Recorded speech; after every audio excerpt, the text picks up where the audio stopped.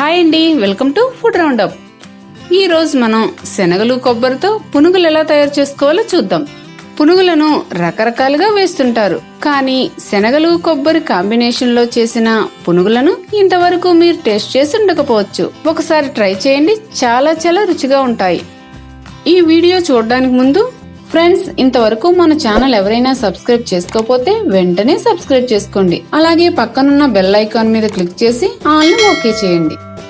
వీటి తయారీ కోసం ముందుగా 1 కప్పు శనగలను 5 గంటల పాటు నీటిలో నానబెట్టుకోవాలి. 5 గంటల పాటు నానడం వల్ల ఇలా ఉబ్బి నొక్కితే తొక్క ఈజీగా ఊడొచ్చేస్తుంది. వీటిని 2-3 సార్లు శుభ్రంగా కడుక్కుని మిక్సీ జార్లో వేసుకుని మెత్తగా మిక్సీ పట్టుకోవాలి. ఈ విధంగా నలిగిన తర్వాత ఒక గిన్నెలోకి తీసేసుకుందాం.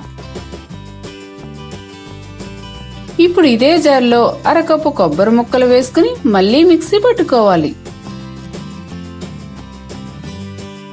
దీనిని కూడా గిన్నెలోకి వేసేసుకుందాం.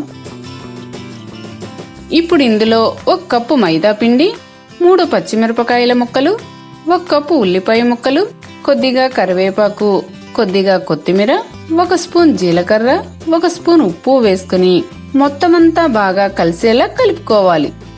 ఇందులో వాటర్ వేసుకోనవసరం లేదు. శనగలు కొబ్బరిలో వచ్చిన తడి సరిపోతుంది. 1 కప్పు శనగలకు 1/2 కప్పు కొబ్బరి, 1 కప్పు మైదా వేసుకుంటే పునుగులు పర్ఫెక్ట్ గా వస్తాయి.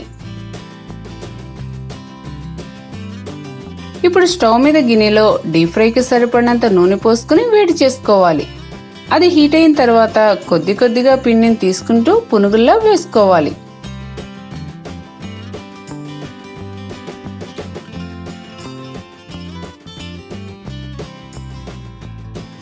స్టవ్ మీడియం ఫ్లేమ్ లో పెట్టుకుని వీటిని వేగనివ్వాలి. వీటిని అటు ఇటు కలుపుకుంటూ అన్ని వైపులా సమానంగా వేగేలా చూసుకోవాలి.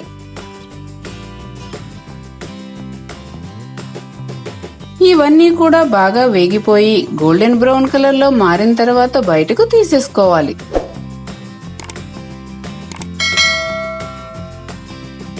ఇదే విధంగా మిగిలిన పిండంతా కూడా చిన్న చిన్న పునుగుల్లా వేసుకోవాలి. చూడండి, లోపలంతా కూడా బాగా ఉడికిపోయి చాలా క్రిస్పీగా వచ్చాయి కదా. వీటిని పిల్లలైతే మరీ ఇష్టంగా తినేస్తారు. వీటిని మార్నింగ్ టిఫిన్స్ లాగే కాకుండా ఈవినింగ్ స్నాక్స్ లాగా కూడా వేసుకోవచ్చు. మీరు కూడా వెంటనే శనగలు కొబ్బరి కాంబినేషన్ లో పునుగులను తయారు చేసుకుని టేస్ట్ చేసి మీ అభిప్రాయాలను మా కామెంట్స్ రూపంలో తెలియజేయండి. ఈ వీడియో మీకు నచ్చినట్లయితే లైక్ చేయండి, షేర్ చేయండి. మరిన్ని మా వీడియోల కోసం ఫుడ్ రౌండప్ ఛానల్ ని సబ్స్క్రైబ్ చేయడం మర్చిపోకండి.